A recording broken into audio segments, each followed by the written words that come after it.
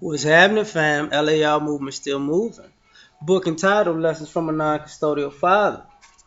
Amazon Kindle Create Space and Bob Marley be jamming, boy. Uh, the title of this one is simply, Are you addicted to being single? See, some of us can't get along with the opposite sex because of an addiction to being single. And you could say an aversion to being, you know, in a relationship, whatever. One of the ways you could tell is because it's kind of like when you were a kid and you said, when I'm grown, I'm never coming back, mama. Never. You ain't gonna never catch me. And, people have this same kind of type of MO when they're dating, They figure out ways to, I'm not going to be with somebody who tell me what to do, who I have to be responsible to, who I have to be obligated to, somebody who I got to go to bed and wake up with, and somebody who, I got to actually have sex with on a regular basis, and somebody who I got to actually show that I care about on a regular basis. Hell no, hell no, hell no, hell no, to the no, no, no, hell to the no, And you find yourself like, okay, that's cool. Okay, you don't want to be with nobody. But the irony of it is the same people who are addicted to being single are the same people wanting to be in relationships. So it's weird because of the constant sabotage. And the sabotage is because, truthfully, you're addicted to being single. That's why modern day dating is a hustle. Because in one aspect, men want female company, but don't want companionship. Women want the benefits of male company, and don't want companionship. So that's part of the reason why this dating game is crazy, because all women like, he trying to hit it, he trying to hit it, he trying to hit it. Yep. And all the guys like, she just want me to take her out and make her feel special and important, and then go home and get her fixed like she's the number one girl. That's which is true, because that's part of most modern day women just want to be a revolving side piece. And the reason I say what I'm saying is because a lot of people are not happy with themselves, so they don't think they're a catch to begin with. So what's the best thing to do is to put up the facade that you are a good person with multiple people, and hope that this never comes back to bite you in the ass. But it's a small world,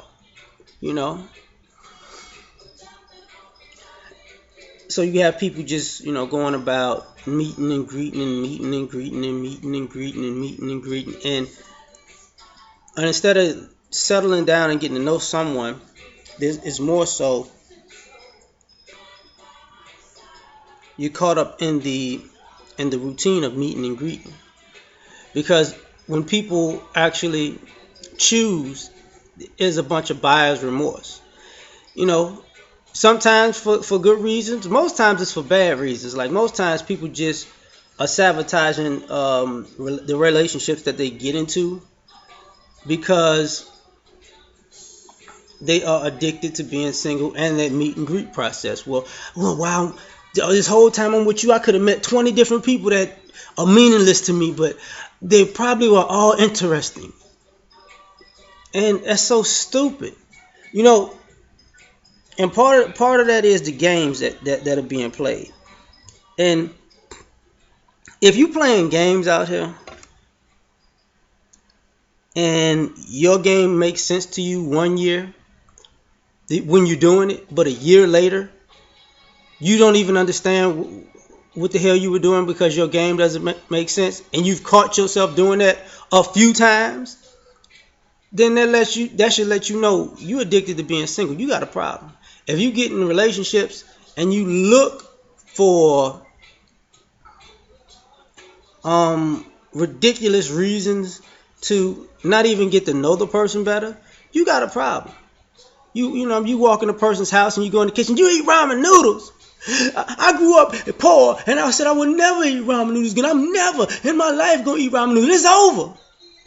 Who the hell motherfucker eat ramen noodles? He's not taking me back. You are not taking me back to the projects. No. Like, you make no sense right now, right? But it happens, you know. If you were taught, because a lot of the addiction to being single and quote unquote the aversion to being in a relationship is because we were groomed to not be in relationships by our parents. We watched our parents put themselves in dysfunctional relationships, so we gravitate towards dysfunctional relationships, and then we assume that every relationship is dysfunctional because that's what we like, you know. That's why, that's why women say, at one point were saying that hoes is out here winning because guys were gravitating to hoes because they were groomed to like hoes. Just by the relationship with how their mama got down. Same thing with you ladies. That's why, y'all ever thought that the reason y'all like these quote unquote bad boys was because you was groomed to like them when you were being raised? I mean, those were the guys that were coming in and out of your lives. So because that was your norm, you assume it to be the norm of everybody else. And when you realize it's dysfunctional, everybody must be that dysfunctional norm. It's kind of like when I was in college and I used to hang around people who smoke weed. They would swear to God that everybody on the planet smokes weed. Everybody smoke. Everybody smoke. You can't tell me people don't smoke weed. Everybody smoke weed. But we got bubblegum weed. We got lemon weed. We got coconut weed. We got all kinds of weed. I'm like, you fucking stupid, right? And then they get out into, well, everybody don't smoke weed. I mean, everybody doesn't put their job on the line for weed. Everybody doesn't apply for jobs because they know they got to take a drug test because they know they aren't going to pass because they smoke weed. What kind of world am I living in? The real world, you dumb motherfucker. But whatever. Because you come to find out that's the reality that we're living in. That's the reality.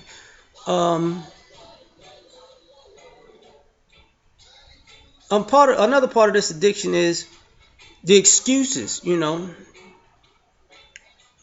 People's ego-driven excuses.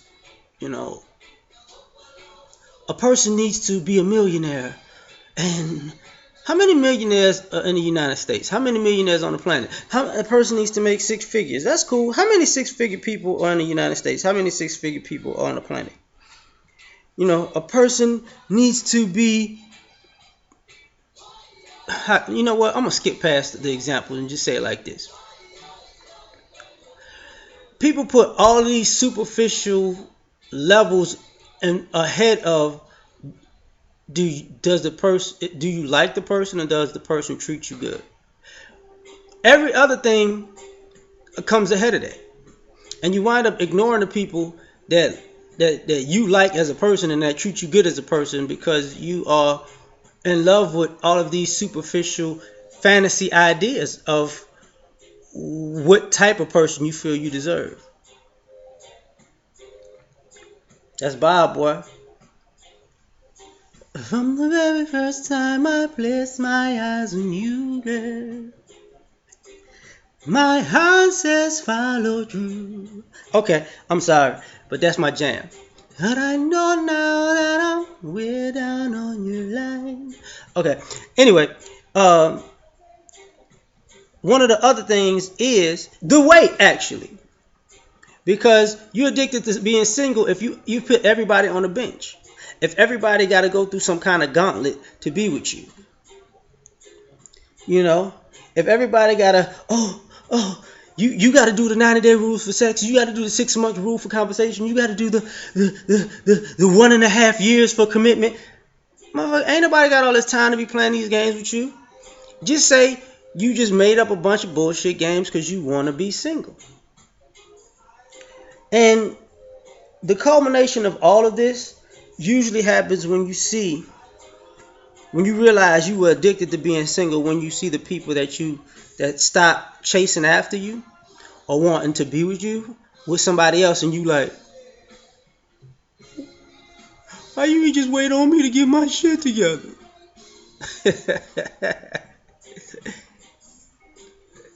Life is too short to be playing. Either you know, because some people are serial daters and some people are serial single people. And if you addicted to being single, that's cool, but you shouldn't cry about it. That's all I'm saying. Peace.